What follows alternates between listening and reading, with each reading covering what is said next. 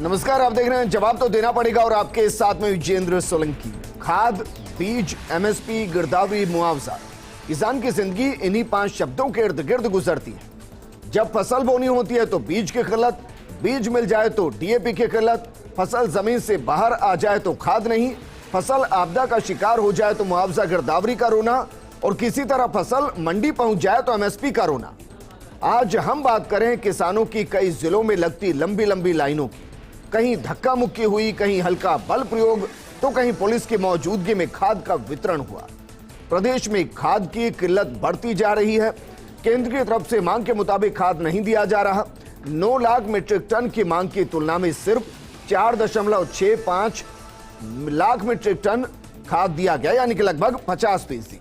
तो क्या किसानों के नाम पर सिर्फ सियासत होती है? किसान क्या सिर्फ सियासी मुद्दा है, चुनावी मुद्दा है? क्यों मांग की आपूर्ति नहीं की जा रही और किसान के इस हाल के लिए जिम्मेदार कौन है? आज बात इसी मुद्दे पर।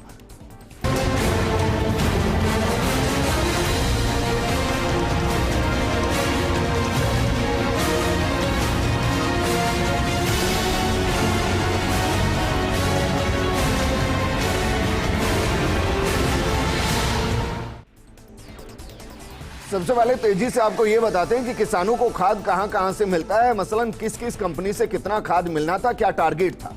दरअसल नवंबर में 4.50 lakh metric ton urea supply होना था। अब तक 1.57 लाख मीट्रिक टन ही बांटा गया।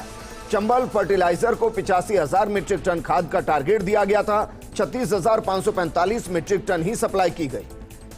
क्रिबको को 31,500 मीट्रिक टन का लक्ष्य दिया गया और अब तक 16,923 मीट्रिक टन ही सप्लाई किया गया।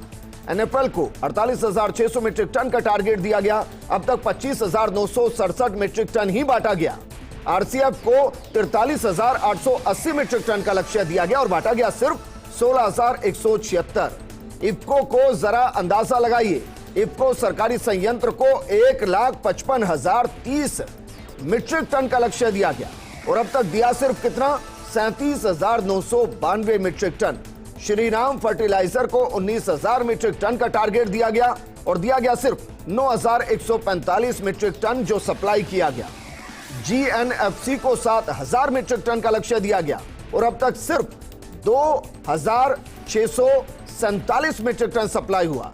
जीएसएफसी का लक्ष्य 5300 मीट्रिक टन और अब तक सप्लाई किया गया सिर्फ 1,843 मीट्रिक टन। नर्मदा बायो को देखिए, यह एक अलग तरीके का आंकड़ा है। नर्मदा बायो का लक्ष्य 0 था, कोई टारगेट नहीं। इसके बावजूद कंपनी ने 10,547 मीट्रिक टन सप्लाई किया। आईपीएल कंपनी का लक्ष्य 55,445 मीट्रिक टन था और अभी तक कोई सप्लाई नहीं किया गया। सोचिए, 55,445 मीट्रिक टन अकेले आईपीएल कंपनी का लक्ष्य था, लेकिन उसने कोई सप्लाई अभी तक की नहीं है। लेकिन जरा रबी सीजन को समझने की कोशिश कीजिए। क्या रकबा बहुत ज्यादा बढ़ गया है? इसको भी हम आपको बताते हैं। इस बार रबी सीजन का कुल रकबा 115 लाख हेक्टेयर होने की उम्मीद है। सर्वाधिक 38.3 लाख हेक्टेयर में सरसों की बुआई संभव है। गेहूं का रकबा 31.80 लाख हेक्टेयर होना संभावित है, जबकि 22 लाख हेक्टेयर क्षेत्रफल में चने की बुआई संभव है। 3.10 लाख हेक्टेयर में जौ की बुआई संभावित है और 3 लाख हेक्टेयर में तारा मीरा की बुआई संभावित है। लक्ष्य, यह सच्चाई है कि बीते साल के मुकाबले ज्यादा है, लेकिन इतना ज्यादा नहीं कि खाद के लिए इस तरीके से लाइन लगती हुई नजर आए। किसानों के लिए क्यों कोई गंभीरता से नहीं सोचता और हर साल इस तरीके की समस्या क्यों आती है? इस मुद्दे पर बात करने के लिए हमारे साथ मौजूद हैं बीजेपी प्रवक्ता राखी राठौड़ जी, राजनीतिक विश्लेषक मिथिलेश जैमिनी जी, कोटा से किसान नेता मुकुट नागर जी भी हमारे साथ जुड़ गए हैं।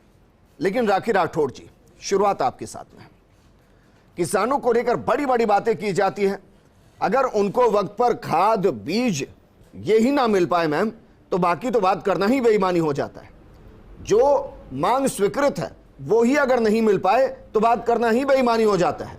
किसानों के साथ ऐसा क्यों? देखिए विजेंद्र जी, 2014 के पहले अगर हम बात करें तो हमने देखा कि यूरिया के लिए, खाद के लिए किस तरह से लाठीचार्ज हुआ करता था और कितनी मुश्किल से उन लोगों को, किसानों को ये सप्लाई हो पाती थी। मैं कहना चाहूंगी कि 2014 के बाद से जब से मोदी सरकार आई तब से इस खाद की प्रॉब्लम को हमने काफी हद तक कम करने का प्रयास किया और काफी हद तक इसमें सक्सेस भी हमने पाई थी। लेकिन अभी जो स्थिति है, मैं ये बताना चाहूंगी आपको कि पिछले 2 साल कोरोना के, क्योंकि बहुत सारे कंपोनेंट्स ऐसे हैं जो बाहर पे डिपेंडेंट है और बाहर से जो कंपोनेंट सप्लाई होते हैं उसके बाद ही ये जो सप्लाई है वो रेगुलर हो पाती है देश के अंदर। और उन कंपोनेंट्स की सप्लाई कम होने की वजह से, चाहे आप युद्ध का इसमें कारण दें या फिर कोरोना का जो वैश्विक महामारी पूरे विश्व को जिसने जकड़ रखा था, उसकी वजह से जो सप्लाई कम रही, इसकी वजह से ये जो एक आंशिक तौर पे प्रॉब्लम आई है, ये राजस्थान के अंदर लंबे समय तक चलने वाली नहीं है। हमारे सांसद, हमारे जितने भी भारतीय जनता पार्टी के नेता हैं, इसको बहुत ही संवेदनशीलता के साथ में काम कर रहे हैं। आप आज ही बताना चाहूंगी कि ओम बिरला जी ने, जो लोकसभा स्पीकर हैं, उन्होंने जो फर्टिलाइजर डिपार्टमेंट है उनके साथ में मीटिंग की। 8 रैक रेगुलर आएगी राजस्थान के अंदर, जिससे ये प्रॉब्लम जो है वो किसानों को आगे जाके नहीं हो। अब देखिए, मैं ये कहना चाहूंगी विजेंद्र जी, किसानों का एक ऐसा मुद्दा है जिसपे राजनीति नहीं होनी चाहिए। अपना अपना जो काम है, अपना अपना जो रोल है, चाहे वो स्टेट गवर्नमेंट का हो चाहे वो सेंट्रल गवर्नमेंट का हो, दोनों सरकारें अपना अपना रोल निभाएंगी, तभी इस समस्या का हम समाधान कर पाएंगे। कुछ चीजें जो सेंट्रल गवर्नमेंट के हक वाली बातें हैं वो वहां पे करने की आवश्यकता है, और कुछ चीजें जो राजस्थान गवर्नमेंट में करने की आवश्यकता है वो यहां पे जरूरत है। मैं 2-3 मुद्दे उठाना चाहूंगी। सबसे पहली बात कि 2 महीने पहले आप देखिए खंडार के अंदर कालाबाजारी की बात हुई। हमारे सांसद साहब ने, जौनपुरिया जी ने अधिकारियों को समय पर बताया भी कि इस तरह की कालाबाजारी हो रही है, और जो 266 रुपए के अंदर कट्टा मिलना चाहिए था वो 450 रुपए में मिला। क्या 2 महीने तक राज्य सरकार इस कालाबाजारी को, इन स्टॉकिस्ट को कंट्रोल नहीं कर पाई? हमें जरूरत है इस बात की कि सब लोग अपना अपना रोल निभाएं, और उस रोल को निभाने के लिए जरूरत है। कालाबाजारी कब होती है? बिल्कुल, जब कमी होगी तब कालाबाजारी होगी। और कमी किसकी वजह से? कमी किसकी वजह से? मैं बताती हूँ आपको। एक बार फिर मैं आंकड़ा दोहराऊं, 9 लाख मीट्रिक टन खाद चाहिए मैम, यूरिया।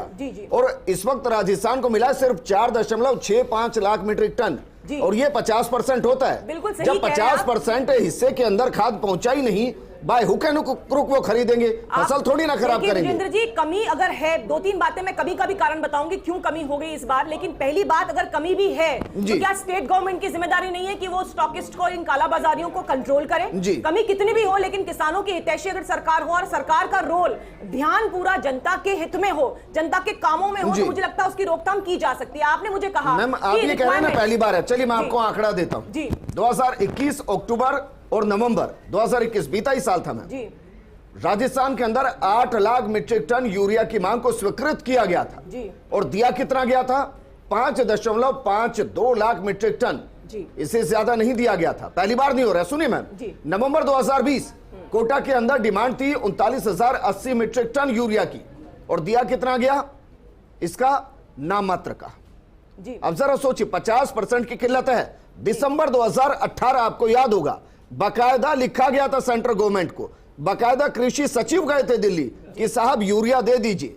राजस्थान में मैम आप भी नहीं, मैं भी नहीं, हर साल ये किल्लत होती है, इसको पूरा क्यों नहीं किया जाता? देखिए, आपने ये जो बात कही, इसमें एक रोल जो है वो इंपॉर्टेंट ये भी है कि इस बार बारिश जो है वो ज्यादा हुई है। आपने खुद ने अपने स्टेटमेंट में, आपने अपनी टीजर में दिखाया ये बात कि रकबा जो है वो बढ़ा इस वजह से। एक तो इरिगेशन प्रोजेक्ट्स बढ़े हैं, हमारा जो मानसून है उसका जो है अच्छा एक रहा राजस्थान के अंदर, उस चक्कर में डिमांड बढ़ी है। लेकिन मैं आपको इस बात का विश्वास दिलाती हूँ, जैसा मैंने कहा कि आज ही दिल्ली के अंदर जो फर्टिलाइजर डिपार्टमेंट है वहां से मीटिंग हुई है, और Bharatiya Janata party, central government इस बात के लिए पूरी तरह से कटिबद्ध है कि आगे आने वाले समय के अंदर ये किल्लत खत्म हो जाएगी। जो फर्टिलाइजर डिपार्टमेंट है उसको स्ट्रिक्ट इंस्ट्रक्शंस, चाहे हमारे सांसद महोदय द्वारा या सेंटर में जो हमारे मांडविया जी जो हमारे मंत्री हैं उनके द्वारा ये इंस्ट्रक्शंस दिए गए हैं कि लगातार राजस्थान की जो डिमांड है डिमांड जो होती है ना वो 15 से 7 दिन से 20 दिन की ही डिमांड होती है, उसको आप बातों में निकाल दीजिए। किसान को वैसे ही उसकी जरूरत नहीं। देखिए विजेंद्र जी, इस बार मुकुट नागर जी हमारे साथ है, कोटा से किसान नेता है मुकुट नागर जी। सर, पहले तो मैं ये जानना चाहूंगा, डीएपी की वाकई में इतनी जरूरत है जितना स्वीकृत किया गया है या जितना मांगा जा रहा है? क्योंकि डीएपी, अगर मैं गलत नहीं तो जमीन में नमी के लिए होता है, और इस बार तो प्रचुर मात्रा में तो बारिश हुई है, नमी की जरूरत है नहीं। तो क्या वाकई में डीएपी की जितनी डिमांड की गई है, जितनी किल्लत दिखाई गई थी, वाकई में उतनी किल्लत है? यूरिया पर मैं बाद में आऊंगा।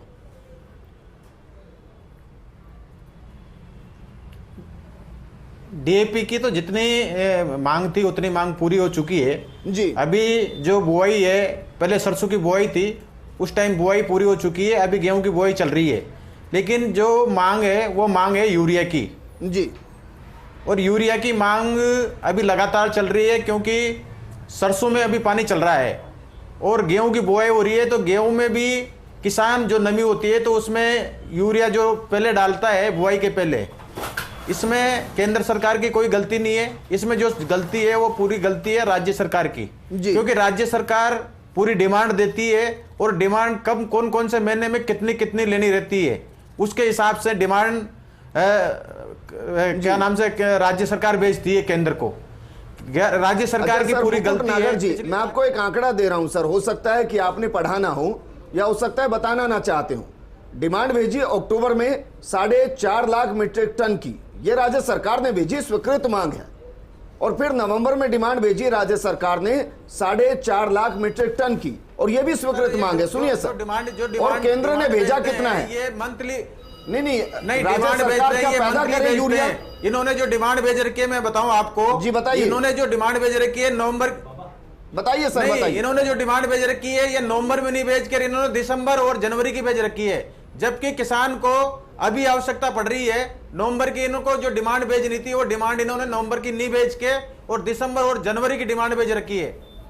इसलिए ये जो किल्लत बनाई है ये राज्य सरकार ने बनाई गई है, राज्य सरकार की वजह से ये किल्लत हुई है। जी, मुझे लगा कि कालाबाजारी हो रही है, किसान नेता है, लेकिन मेरे पास जो आंकड़े हैं वो आंकड़े बता रहे हैं कि अक्टूबर में डिमांड जो मांग स्वीकृत की गई वो थी 4.5 लाख मीट्रिक टन, आपूर्ति की गई 2.89 लाख मीट्रिक टन, बाकी रह गया 1.61 लाख मीट्रिक टन, और नवंबर की डिमांड भी कुछ ऐसी ही है। और ये मैं अक्टूबर नवंबर की डिमांड बता रहा हूं, जनवरी फरवरी दिसंबर तो पहुंचा ही नहीं मैं।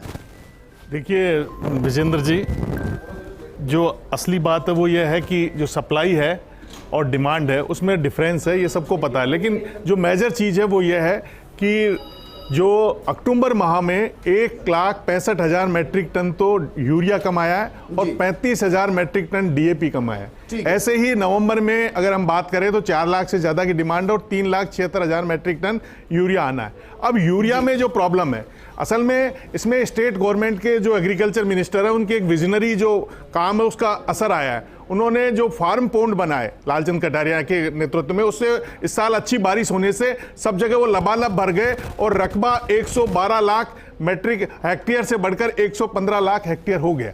उसके कारण डिमांड आई। उसके अलावा जो मेजर रीजन है कि लास्ट में बारिश आई पिछले दिनों, उसके साथ एक साथ सरसों और चने में यूरिया की मांग बढ़ गई। अब यूरिया में भी दो चीजें हैं, यूरिया एक तो ट्रेडिशनल यूरिया, एक दूसरा नैनो यूरिया। नैनो यूरिया के प्रति अवेयरनेस नहीं होने के कारण, हालांकि जितने भी उन्नत किसान है वो यूरिया नैनो यूरिया मना रहे। नैनो यूरिया होता क्या है, एक्चुअली उसका स्प्रे करना पड़ता है और वो सीधा पत्तियों पे जाता है और पत्तियों पे प्रकाश संश्लेषण होता है, वहीं से नाइट्रोजन की जरूरत पूरी होती।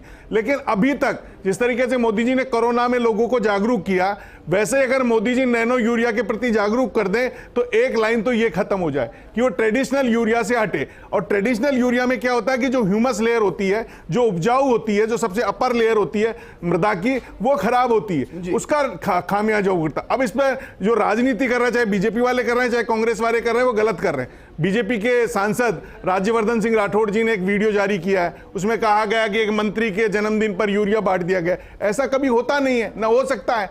और जहां तक सरकार की बात है, इन्होंने रैक के लिए खुद कृषि मंत्री ने ओम बिड़ला जी से मुलाकात की। ओम बिड़ला जी ने उनकी मौजूदगी में मावड़िया को फोन किया। इसके अलावा दिनेश चंद्र 11 नवंबर को खुद दिल्ली जाके रिक्वेस्ट करके आए कि यूरिया की किल्लत है। अब इसमें आप दोनों मिलकर काम नहीं करेंगे, जैसा राखी जी ने कहा, तो यह मामला बिगड़ेगा। इसको सियासत का टूल नहीं बनाया जाना चाहिए। अब इसमें जो ओम बिड़ला जी हैं, इसके अलावा जो जितने भी 25 MP हैं, उनको कृषि मंत्री ने सबको लेटर लिखा है कि आप खुद भी सरकार पर प्रेशर डालिए, क्योंकि आपको भी लोगों ने वोट दिया। अब किसानों पर अगर किसान रो देगा तो सरकारें जड़ से खो देंगी, ये सच बात है। किसान को जब तक, मैं तो ये जानना चाह रहा हूं, मैं एक बार प्राइवेट सेक्टर को बाहर भी कर दूं। इफको तो सरकारी संयंत्र है सर, 1,55,000 मीट्रिक टन जिसको सप्लाई करना है, वो सप्लाई कितना कर रहा है? 37,992 मीट्रिक टन। कोई धनीधोरी है या नहीं है? देखिए विजेंद्र जी, एक्चुअली क्या हो गया कि इसका किसानों का सियासीकरण हो गया था। स्वामीनाथन आयोग बना था, उसने कहा था कि किसान को किसान मानकर सरकार नीति बनाएगी तो देश का किसान अमेरिका के किसान के बराबर होगा। लेकिन हो क्या रहा है, जहां भी चुनाव होते हैं, हमारे यहां नोट और वोट की लड़ाई शुरू हो गई लोकतंत्र में।